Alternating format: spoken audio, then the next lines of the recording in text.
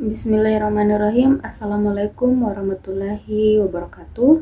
Perkenalkan, nama saya Juta Wahid, Prodi Kewirausahaan dengan NIM 2024110014. Pada kesempatan kali ini, saya akan membuat tugas final dalam bentuk video pada mata kuliah Manajemen Operasional Bisnis yang diampu oleh Ibu Eka Yulianti Muspa, SEMM. Selanjutnya, saya akan membahas materi-materi pada proses mata kuliah yang berlangsung di dalam kelas. Adapun materi yang pertama itu perencanaan kapasitas dan break-even point. Perencanaan kapasitas adalah menentukan berapa banyak produk atau jasa yang bisa dihasilkan dalam periode tertentu agar sesuai dengan permintaan. Nah, kapasitas ini harus pas, tidak kurang, dan tidak berlebihan. Tujuannya untuk menentukan kemampuan produksi yang tepat dan mengetahui minimal penjualan agar usaha tidak rugi. Contohnya, pada penjual gorengan mampu membuat 50 gorengan per hari, padahal permintaannya 70 gorengan. Artinya kapasitasnya perlu ditambah. Selanjutnya ada break-even point atau titik impas. Break-even point adalah kondisi saat pendapatan sama dengan biaya, sehingga usaha tidak untung dan tidak rugi. Contohnya, modal jualan jus itu sebesar 300.000, impas setelah menjual 60 gelas. Nah, penjualan di atas itu baru menghasilkan keuntungan. Adapun rumus atau cara menghitung break-even point ada dua. Yang pertama, BIP dalam unit. Rumusnya yaitu BIP sama dengan FC per P dikurang VC. Adapun rumus yang kedua yaitu BIP dalam rupiah.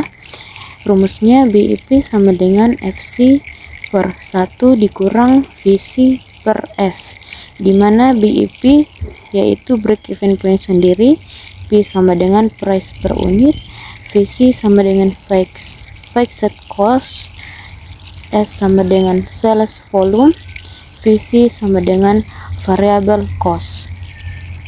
Adapun materi yang kedua adalah perencanaan agregat dan pengukuran waktu.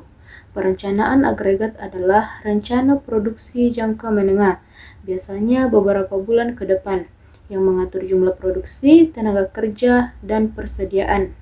Tujuannya untuk menyesuaikan produksi dengan permintaan agar tidak kekurangan atau kelebihan produksi.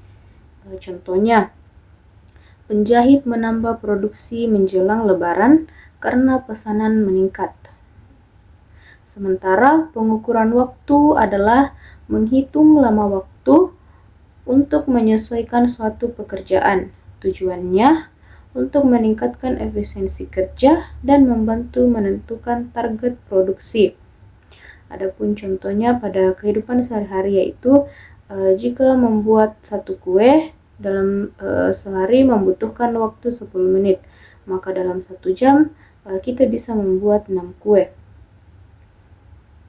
Adapun materi yang ketiga yaitu penentuan lokasi dan tata letak fasilitas. Nah, penentuan lokasi adalah memilih tempat usaha yang strategis dan mudah dijangkau konsumen. Tujuannya untuk mempermudah konsumen datang dan meningkatkan penjualan. Adapun contohnya yaitu misalnya warung makan di dekat kampus lebih ramai dibandingkan yang berada di tempat sepi. Sementara itu, tata letak fasilitas adalah pengaturan ruang kerja, alat, dan perlengkapan agar pekerjaan lebih efisien. Tujuannya untuk menghemat waktu, tenaga, dan memperlancar proses kerja. Contohnya, kompor diletakkan di dekat meja masak supaya tidak bolak-balik saat memasak. Adapun materi yang keempat itu MSDM dan desain pekerjaan. MSDM atau manajemen sumber daya manusia adalah cara mengelola tenaga kerja mulai dari perekrutan, pelatihan, hingga penilaian kinerja.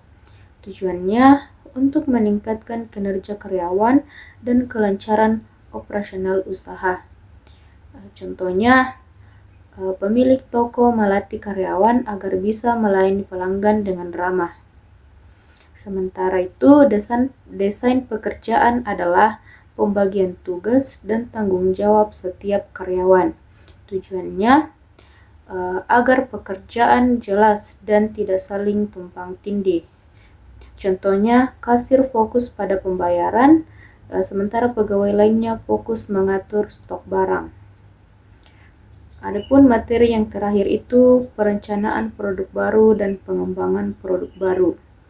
Perencanaan produk baru adalah proses menyiapkan ide produk berdasarkan kebutuhan dan keinginan konsumen. Tujuannya untuk menghasilkan produk yang diminati pasar dan memiliki peluang laku.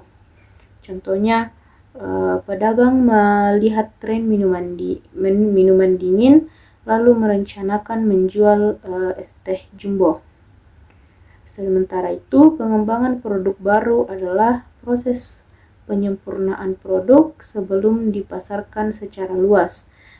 Tujuannya untuk memastikan kualitas produk sesuai dengan harapan konsumen. Contohnya, rasa minuman diuji terlebih dahulu ke teman atau kita sendiri, lalu diperbaiki sebelum dijual. Nah, kelima materi ini saling mendukung dalam menjalankan usaha. Perencanaan kapasitas, break-even point, dan perencanaan agregat membantu mengatur produksi agar efisien dan tidak merugi. Sementara itu, penentuan lokasi, tata letak fasilitas, serta pengelolaan sumber daya manusia membantu kegiatan usaha berjalan lancar. Dan perencanaan dan pengembangan produk baru memastikan produk sesuai dengan kebutuhan konsumen dan mampu bersaing di pasar.